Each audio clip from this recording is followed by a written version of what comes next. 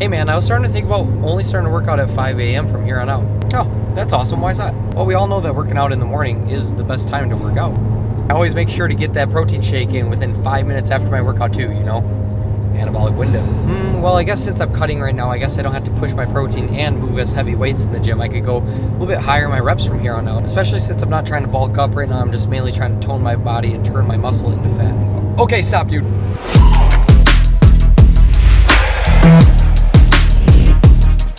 What's up, everybody? Welcome to the video. We are traveling back from downstate, going back up to Marquette, Michigan right now.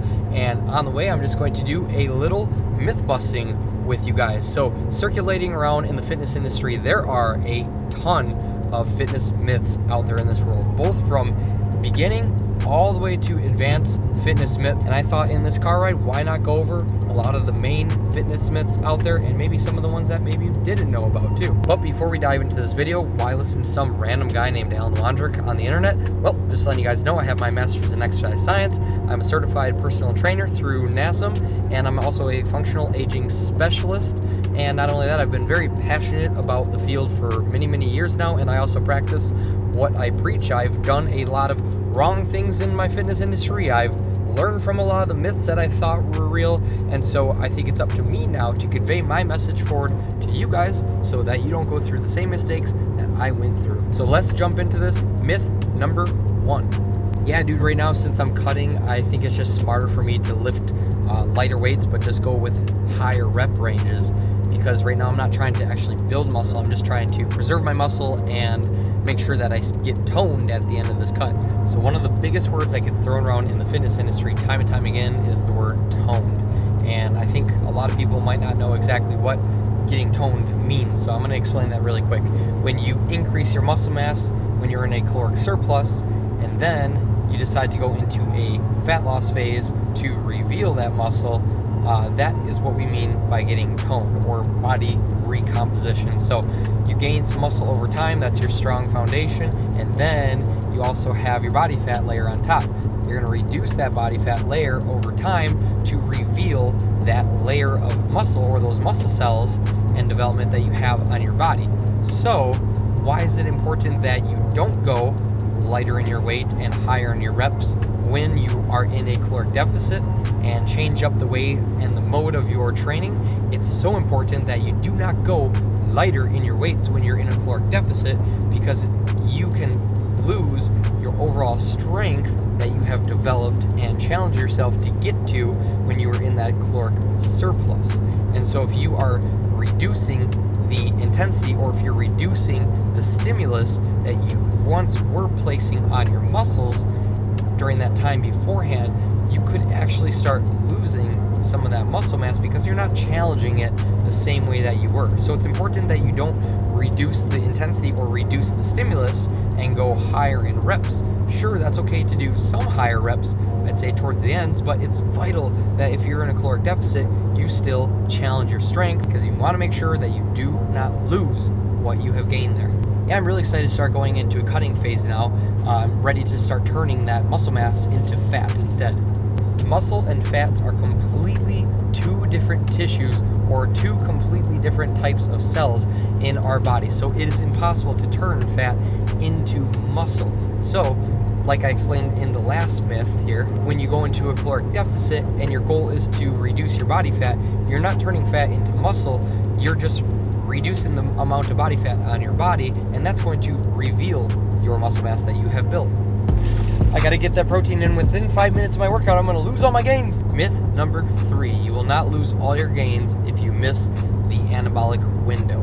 Now, I'm not saying that the anabolic window doesn't have some relevancy. I truly think that getting some protein, especially some quick digesting protein directly after your workout, might have some benefits, and if there's any little benefit in there, sure, I'm gonna make the most of it. But the main thing is that you're getting your total amount of protein that your body should be needing within a day or within 24 hours. So myself, I always try and get 1 gram of protein per pound of body weight, and so it's important that I do that within 24 hours. Now, if I miss the anabolic window, I'm not going to sweat it, as long as I do get my total protein in within that day. Ooh, that workout really made me sweat. I could tell just because I sweated my butt off on that one, I got a good workout in. Myth number 4, more sweat does not equal a better workout. But first things first with this, it really depends on what kind of workout you're doing. If you're strength training, of course you're not going to be sweating as much as if you were doing a high intensity or a HIIT training workout. That's always going to get your heart rate up a little bit more, and it's going to make you sweat more.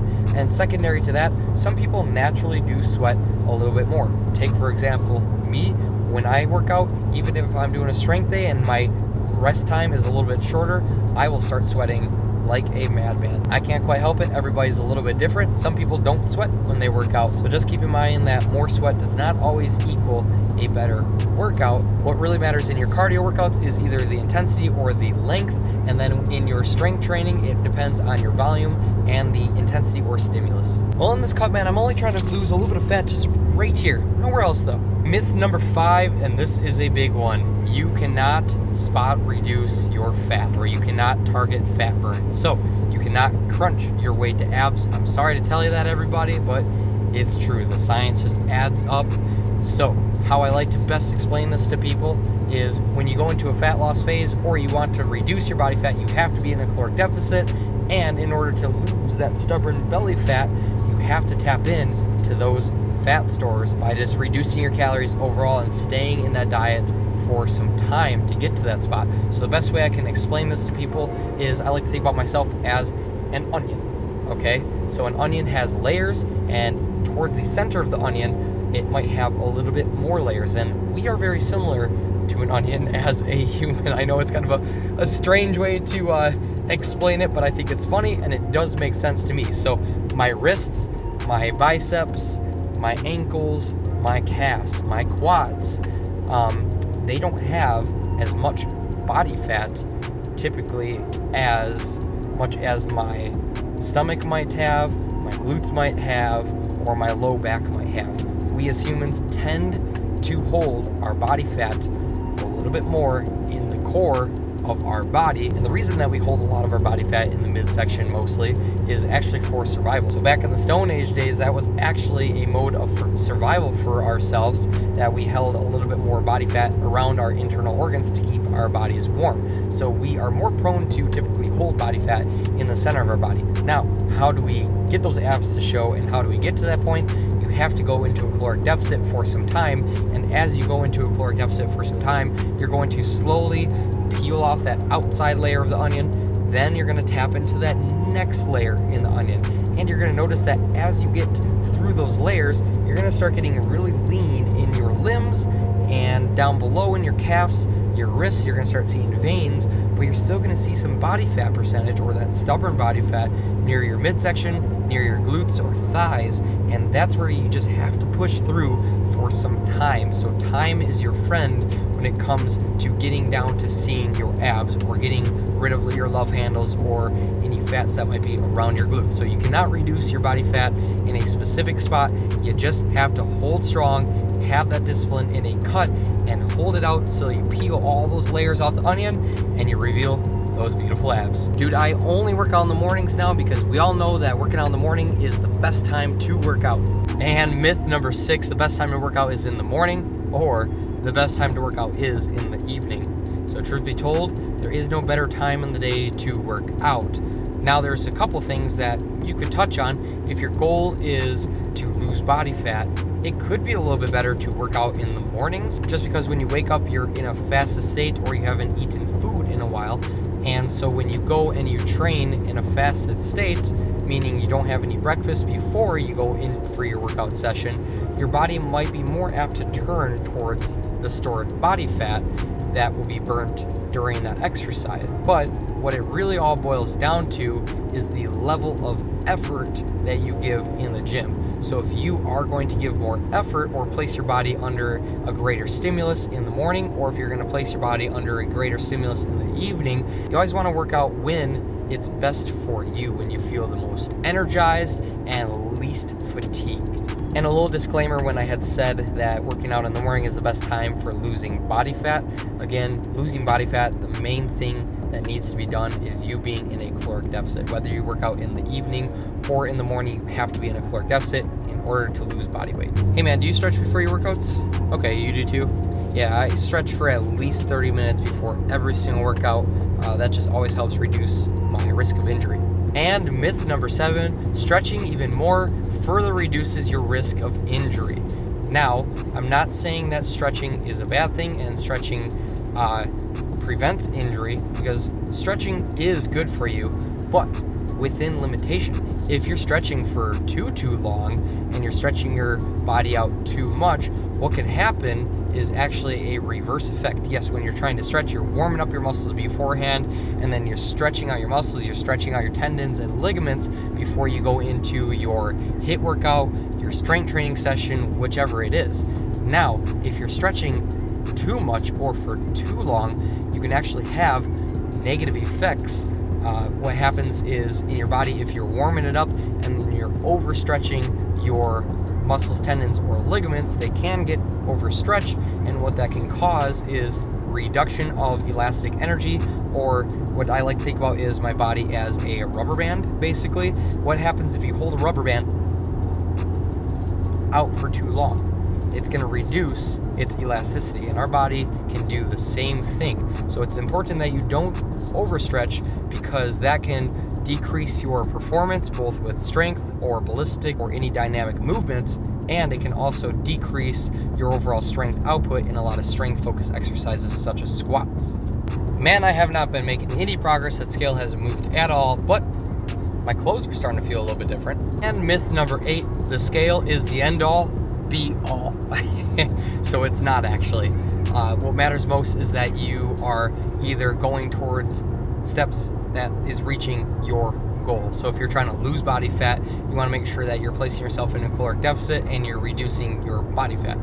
You don't want to lose your muscle mass, however. And sometimes if you're just starting out with lifting again, you could be doing both at the same time. You could be losing body fat as well as gaining some muscle mass, and that scale is going to read that you're not losing any weight, or maybe gaining a little bit weight too. So keep in mind, the scale is not the end all be all. Sometimes you can tell if you're getting stronger in the gym, or the way that your clothes are fitting. If your clothes are starting to fit a little bit more loose around your waist, but a little bit more snug in the arms, chances are you're reducing some body fat, but you're also gaining maybe a little bit more muscle too. So keep that in mind, everybody. The scale is not the end-all be-all. It also determines on how you are feeling, how the clothes are fitting, how the waist is fitting, and make sure that you just don't always get in your head that the numbers are the only thing that matter most. No, I should not have this burger and fries today. I already hit my caloric limit, but it's okay. I can go home and make sure I go for a really long run.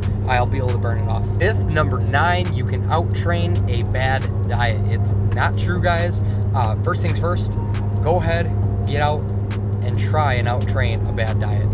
Chances are you will not be successful. In fact, it would be a good challenge, maybe a future challenge video right there. But anyways, guys, you cannot out-train a bad diet. When you're having some burgers and fries and it's already over your caloric limit for that day, chances are that burger and fries is about anywhere as low as 600 calories all the way up to 1,400 calories. Who knows with some of the burgers and fries out there, but you cannot out-train a bad diet. Oftentimes you can consume that much calories within 15 minutes max sometimes. On the flip side, go out and try and burn that same amount of calories with the same amount of effort. It's just not possible, and chances are it's going to get to the end of the day, you're going to be feeling a little too tired, and you're not going to feel like getting out and going for that 3.5 hour run to burn out that burger and fries. Yeah, bro, I spend like 3 hours in the gym every single day. That's the only way I'm going to get big. No, it's not, bro.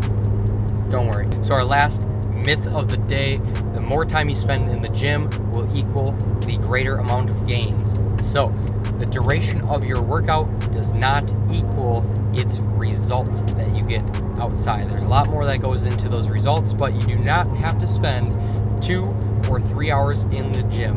It's best to spend at least 45 minutes in the gym, all the way up to 90 minutes in the gym. But if you start excessively going over that 90 minutes in the gym, chances are you're either doing a lot of junk volume, or you're just not training hard enough, or your rest times are just too long, whether you're on the phone or you're chatting it up with friends. So just speaking the truth right now, again, that sweet time for myself is usually around an hour to an hour and 15 minutes. And when I go in, I make sure that my rest times are just the right amount of time that I need so that I'm properly recovered to go back in and attack that next set. So what really matters most is your total amount of volume in a session and the intensity of that session, and then the duration also. And that if that duration is over too much and you're starting to do a lot of volume, chances are you might be overtraining. So don't do that, guys, because that could have bad results against your gains. So nope, you do not have to spend 3 hours at the gym. Again, 45 minutes to 90 minutes with proper programming, and that is what I'm hoping to bring to you guys here at the end of this cut. So stay tuned for that program. And just like that, Scout and I made it back to Marquette, where it is beautiful, sunny, and warm. It's like 70 degrees here right now. Absolutely beautiful. We're actually losing some snow right here on the hills behind me. It's starting to look like downstate, guys. So, anywho, again, there are so many fitness myths that are out there in this industry, and I'm sure you guys have all been thrown off by at least one of them. If you were, comment down in the comment section. I'm curious, what was one fitness myth that you thought was true for a long period of time, and it actually was a myth the entire time, and it was maybe going against you? Or maybe if I missed one too, comment down in the comment section so that maybe I can redo a video in the future and review that also. So with all that being said, guys, I hope you enjoyed the video. Again, I drop a new one every other day right now in the Summer Sizzle series, so you do not want to miss out on that. You can make sure that you don't miss out on that by clicking the subscribe button right here. That's going to allow you to know when I drop the latest video so that you will not miss out on a single one. And if you did miss the last one too, make sure you check it out right here, guys. It is a good one. We'll see you in the next video.